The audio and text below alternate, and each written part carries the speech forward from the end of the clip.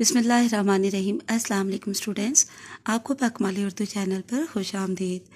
جی students, ہم federal board کے paper pattern کے مطابق جو سوال نمبر 2 کا جیم حصہ یعنی کہ ایسا قواعد ہوتا ہے وہ پڑھ رہے ہیں۔ تو ہمارے پاس جو guest papers and model papers ہیں ان میں سے پہلے 8 پیپرز میں سے ایسا قواعد ہم پڑھ چکے ہیں، اور اب یہ ہمارے پاس 9واں پیپر ہے، اور 9ویں پیپر میں پہلا سوال ہے یہاں پہ نظم کی تعریف لکھیں، نیز اس کی قسمیں بھی بیان کریں۔ تو یہاں پہ نظم کی ہیڈنگ دے کر آپ نے پہلے تعریف لکھ دینی ہے، اس کے بعد پھر آپ ہیڈنگ ہی دیجیے گا نظم کی اقسام، پھر اس میں آپ نے لکھنا ہے نظم کی 5 بنیادی قسمیں ہوتی ہیں: پابند نظم، نظم معرہ، آزاد نظم، نثری نظم، یک مصری نظم۔ سوال نمبر 2 ہے مطلب کی تعریف لکھیں اور مثال بھی تحریر کریں۔ مطلب کی پہلے آپ ہیڈنگ دیں گے، اس میں اس کی تعریف لکھ دیں گے، اور پھر آپ نے مثال کی ہیڈنگ دینی ہے اور اس میں آپ نے شعری مثال دینی ہے۔ تو یہاں پہ میر تقی میر کا ایک شعر موجود ہے مثال کے لیے: میر دریا ہے سنے شعر زبانی اس کی، اللہ اللہ رے طبیعت کی روانی اس کی۔ یہ شعر میر کی غزل کا مطلع ہے اور اس میں زبانی روانی قافیے ہیں۔ غزل یا قصیدہ کا پہلا شعر ہوتا ہے، ٹھیک ہے، جو ہم قافیہ ہو۔ اس شعر میں بھی قافیے موجود ہیں اور اس کی ردیف بھی موجود ہے۔ آگے دیکھتے ہیں سوال نمبر 3، شعر کسے کہتے ہیں؟ تو شعر کی ہیڈنگ دے کر آپ نے اس کی تعریف لکھ دینی ہے۔ پھر آگے دیکھیے سوال نمبر 4 ہے طاہرہ محنتی ہے کی ترکیب نحوی کریں۔ طاہرہ محنتی ہے، طاہرہ کے بارے میں ہمیں خبر دی جا رہی ہے۔ طاہرہ مسند الیہ ہے، محنتی ہے مسند ہے۔ طاہرہ جو ہے یہ مسند الیہ ہے اور مسند الیہ تو ہر طرح کے جملے میں یعنی فعلیہ ہو یا اسم ہی ہوتا ہے، جبکہ ہم نے مسند کو دیکھنا ہوتا ہے پہچان کرنے کے لیے۔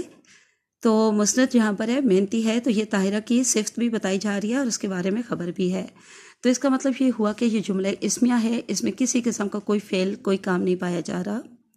اب جب یہ پہلے پہچان کر لیں گے کہ یہ جملہ اسمیہ ہے یا فعلیہ، کیونکہ لازمی بات ہے ترکیب نحوی بنانے کے لیے ہمیں اس پہچان کرنا ضروری ہے اسمیہ ہے یا فعلیہ۔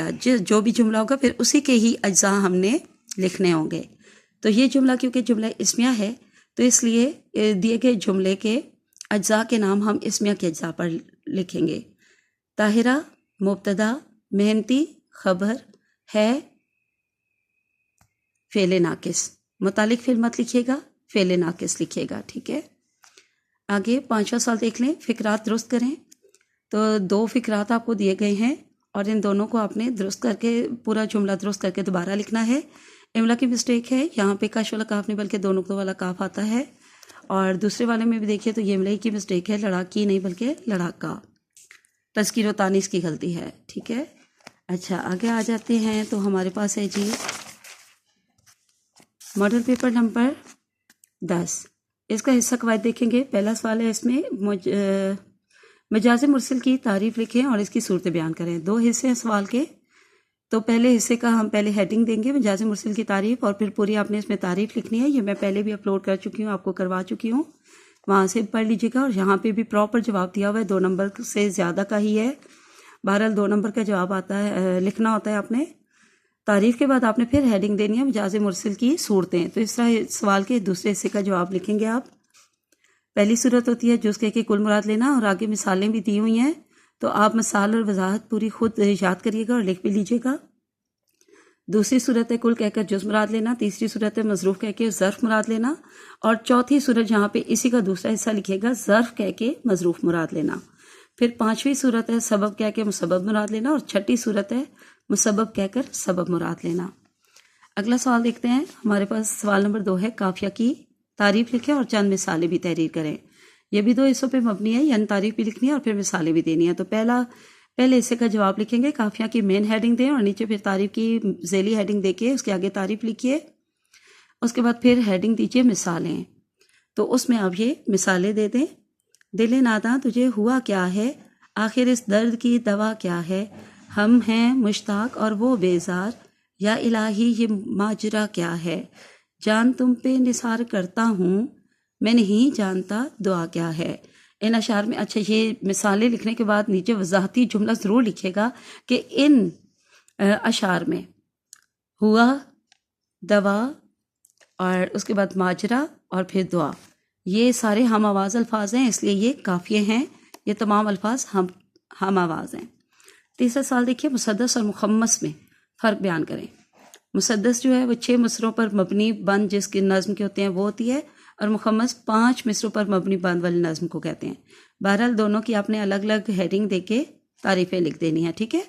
مخمس ایسی نظم جو 5 مصروں پر مشتمل ہو مخمس کہلاتی ہے، مسدس ایسی نظم جو 6 مصروں پر مشتمل ہو مسدس کہلاتی ہے۔ آگے دیکھ لیتے ہیں، ہمارے پاس سوال نمبر 4 ہے، عادل ذہین تھا، اس کی ترکیب نحوی کرنی ہے۔ اچھا، ابھی کچھ پیپر سے مسلسل جو ہے نا جملہ اسمیہ ہی آ رہا ہے، تو یہاں بھی دیکھیے، عادل مسند علیہ، ذہین تھا مسند۔ تو مسند علیہ تو آپ کو پتہ ہے کہ ہمیشہ ہر جملے میں فعلیہ و اسمیہ جو بھی جملہ ہو اس میں وہ اسم ہی ہوتا ہے، لیکن آگے مسند کو دیکھیں گے تو ذہین تھا، ذہین جو ہے یہ اس میں صفت ہے، اس لیے یہ بھی اسم ہوا۔ تو جب جملے میں صرف اسم ہی ہوں، مسند علیہ اور مسند دونوں اسم ہی ہوں، تو وہ جملہ اسمیہ ہوتا ہے، ٹھیک ہے۔ تو جملہ اسمیہ ہے یہ، اور جملہ اسمیہ کے ذہن میں اجزاء لے آئیے اور پھر ترکیب نحوی بنائیے۔ عادل مبتدا، ذہین خبر، تھا متعلق فعل، بلکہ آپ فعل ناقص لکھیے گا، ٹھیک ہے۔ آگے فقرات درست کریں۔ تو یہ 2 فقرے دیے ہوئے ہیں، قاضی نے فتویٰ دے دیا، تو فتویٰ غلط ہے، قاضی نے فتویٰ دے دیا، یہاں پہ درست جو ہے املا آپ نے لکھنی ہے، اور اچھی طرح سے اس کی دیکھ لیجئے۔ اور اگلا ہے، ماہ رمضان کا مہینہ بھی آ گیا۔ اب ماہ کا معنی بھی مہینہ ہوتا ہے، اور آگے بھی لکھ دیا تو 2 بار لکھنے کی ضرورت نہیں ہوتی ورنہ غلط ہو جاتا ہے۔ رمضان کا مہینہ آ گیا۔ تو یہ ہمارا حصہ قواعد 10ویں پیپر کا بھی مکمل ہوا۔